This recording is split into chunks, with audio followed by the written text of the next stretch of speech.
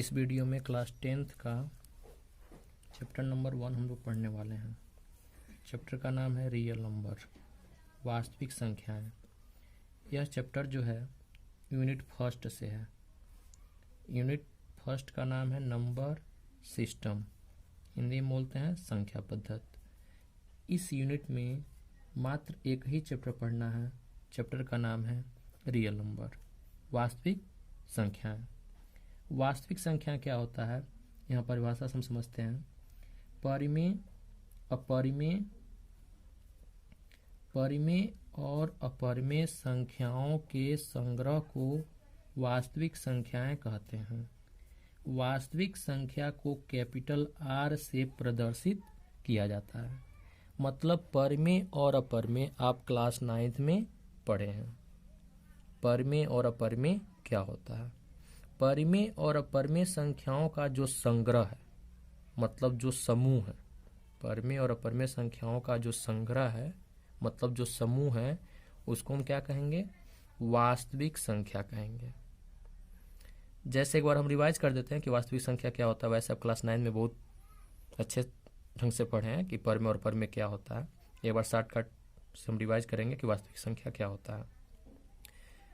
तो वास्तविक संख्या का परिभाषा है परिमेय और अपरिमेय संख्याओं का संग्रह। इसलिए हम वास्तविक संख्या को दो वर्गों में बांट सकते हैं। पहला परिमेय संख्याएं और दूसरा अपरिमेय संख्याएं। परिमेय संख्या को इंग्लिश में रेशनल नंबर बोलते हैं और अपरिमेय संख्या को इंग्लिश में इरेशनल नंबर बोलते हैं। परिमेय संख्या किसे कहते हैं? फुल्ली कॉन्सेप्ट आपको क्लास 9th वाले वीडियो में मिलेगा। यहाँ हम सिर्फ शॉर्टकट में आपको समझाएंगे कि परिमेय संख्या क्या होता है। जिन संख्याओं को हम P/Q के रूप में लिख सकते हैं वे संख्याएं परिमेय संख्याएं कहलाती हैं। वेयर, जहां P और Q क्या है?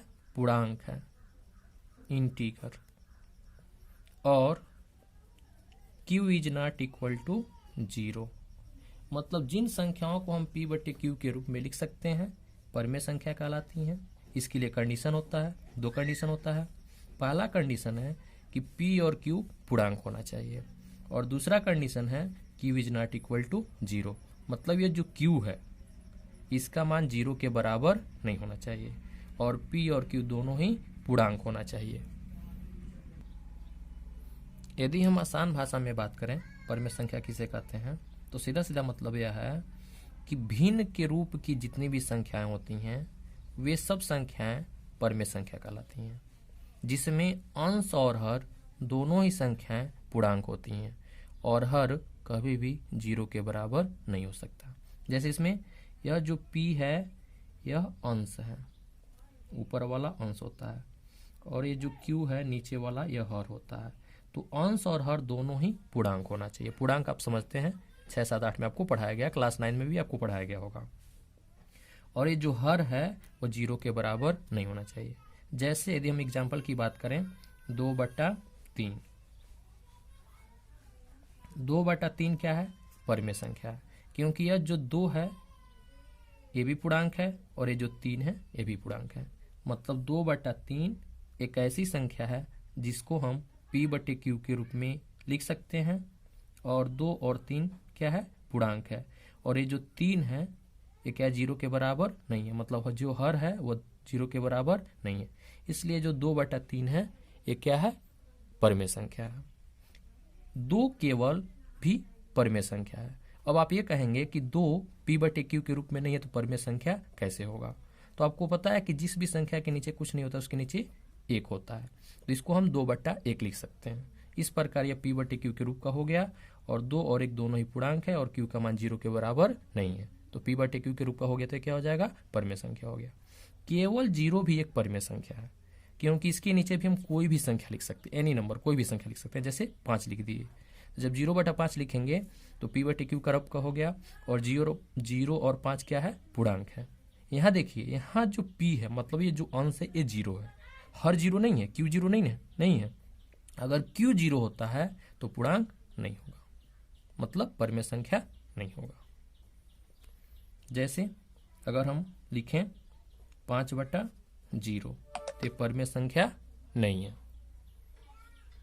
क्योंकि ये जो q है ये 0 के बराबर हो गया, 0 के बराबर नहीं होना चाहिए।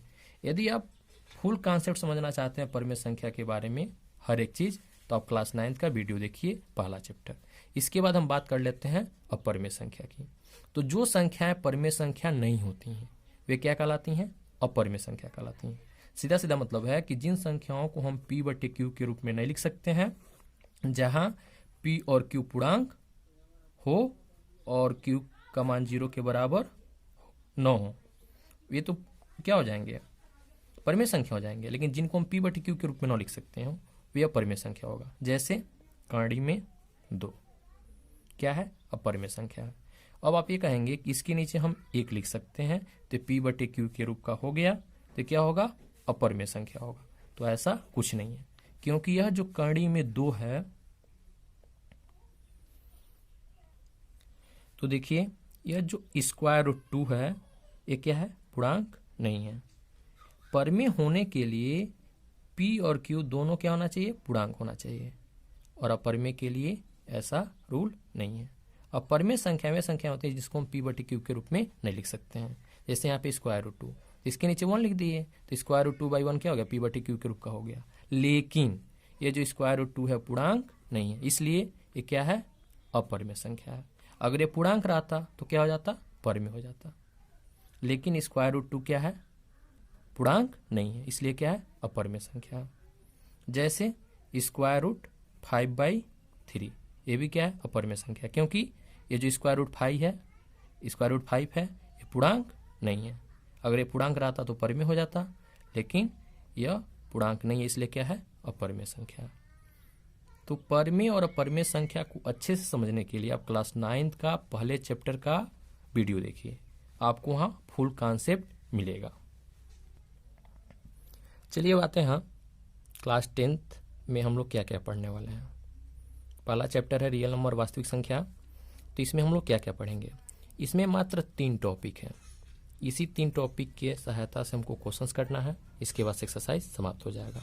पहला टॉपिक है यूक्लिड विभाजन प्रमेयिका। दूसरा है अंक गणित की आधारभूत प्रमेय।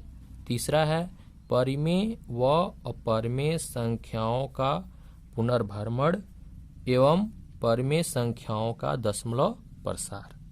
एक एक करके हम पढ़ेंगे और हम आपको ये भी बताएंगे कि क्यों पढ़ेंगे, क्या जरूरत है।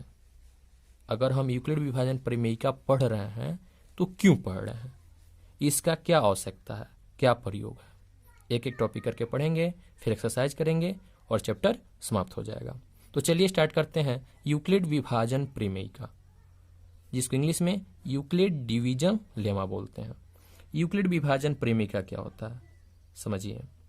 इस प्रमेयिका के अनुसार किन्हीं 2 धनात्मक पूर्णांकों a और b के लिए, हम 2 धनात्मक पूर्णांक मान लिए हैं a और b, इन 2 धनात्मक पूर्णांकों के लिए 2 पूर्ण संख्याएं q और r इस प्रकार विद्यमान होंगी कि a = pq + r, जहां r 0 से बड़ा हो सकता है, बराबर भी हो सकता है, लेकिन b से हमेशा छोटा ही रहेगा। यह चीज आपको शायद समझ में न आई हो, इसलिए इसको हम आसान भाषा में समझते हैं।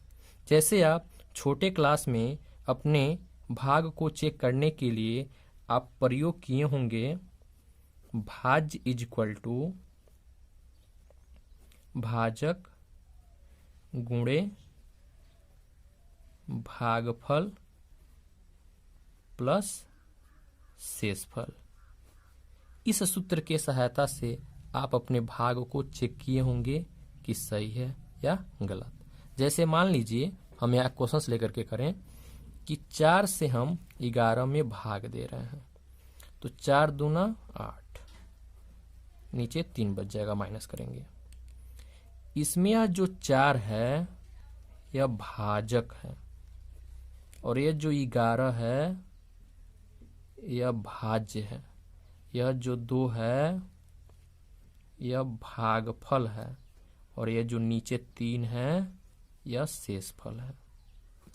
इस प्रकार यदि हम यहाँ लिखें तो भाज्य की जगह 11, भाजक की जगह 4, भागफल की जगह 2 और शेषफल की जगह 3। तो इस प्रकार आप चेक करते हैं अपने भाग को सही है कि गलत। अब यहाँ भी वही बात है, यहाँ पे हम 2 धनात्मक पूर्णांक माने हैं ए और बी, ए और बी, और हम मान लिए हैं कि यह जो ए है